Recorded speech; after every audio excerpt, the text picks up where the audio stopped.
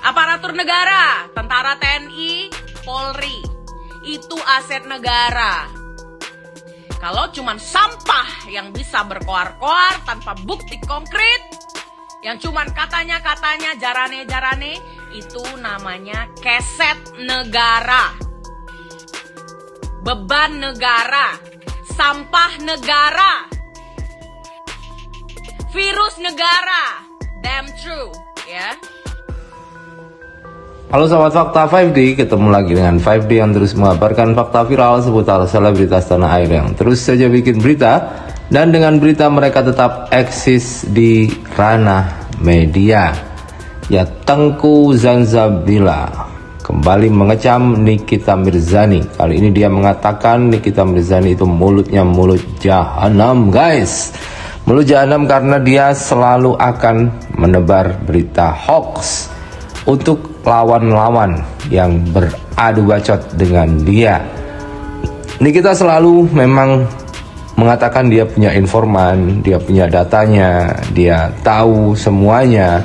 Tapi menurut Tengku Zanzabila itu adalah hoax belaka. Karena itulah Nikita harus dihentikan agar mulutnya tidak melukai orang lain lagi. Karena termasuk Anda, kata Nikita Zanzabila, Anda juga akan terkena imbasnya. Para artis akan terkena imbasnya jika bermasalah dengan dia. Karena menurut Zanzabila mulutnya adalah mulut jahanam. Paham? Jadi netizen atau warganet itu harus cerdas, ya. Reaction konten kreator itu biasa sekali pro dan kontra, tapi tidak dengan kekejian, apalagi menyebarkan berita-berita hoax atau fitnah.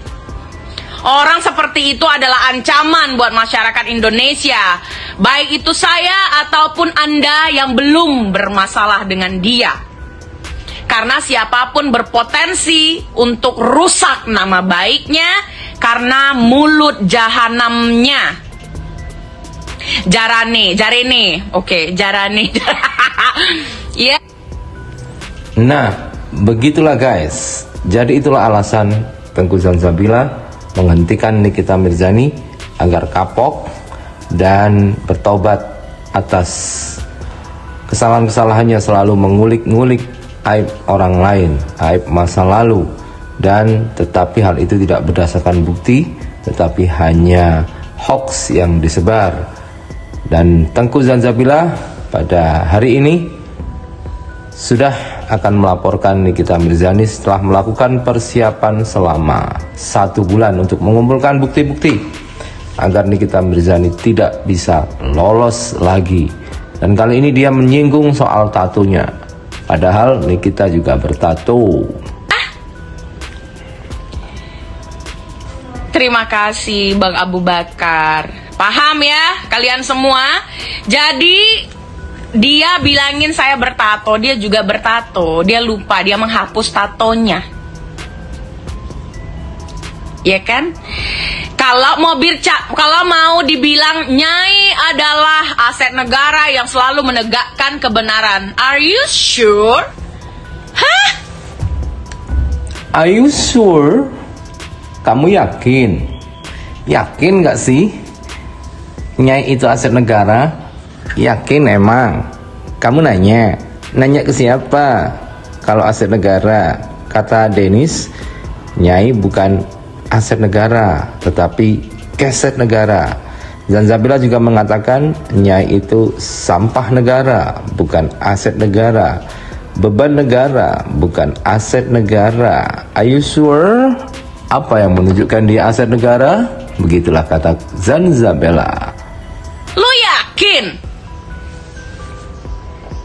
Apakah Anda yakin semua yang dilontarkan dari mulutnya itu adalah kebenaran? Ketika membahas saya saja, dia fitnahnya 99%. Dimulai daripada kasta yang dia bilang saya rendahan dan tidak level. Ya, kau profiling orang aja salah. Nah, begitulah ketidakcermatan Nikita Mirzani dikuliti lagi oleh Zanzabila. 99%, sisa 1% yang benar. Entah 1%-nya itu apa. Yang jelas 99% salah. Semua yang dituduhkan kepada Zanzabella dijawab dengan data dan bukti serta screenshot. Ini menunjukkan bahwa Zanzabella ingin menunjukkan bahwa Nikita Mirzani bukan aset negara karena yang diungkapkan itu adalah hoax. Apalagi mengungkapkan fakta, kebenaran, kriminalitas yang dilakukan oleh orang-orang tertentu, oknum-oknum tertentu. Mana bukti konkretnya? Jangan cuman bisa apa yang kau ketahui dan kau anggap kebenaran itu, kau jadikan acuan untuk merusak otak warganet. Ya, itu bisa dilaporkan pembodohan masyarakat. Paham? Nah, itulah bahayanya. Paham, ya kan?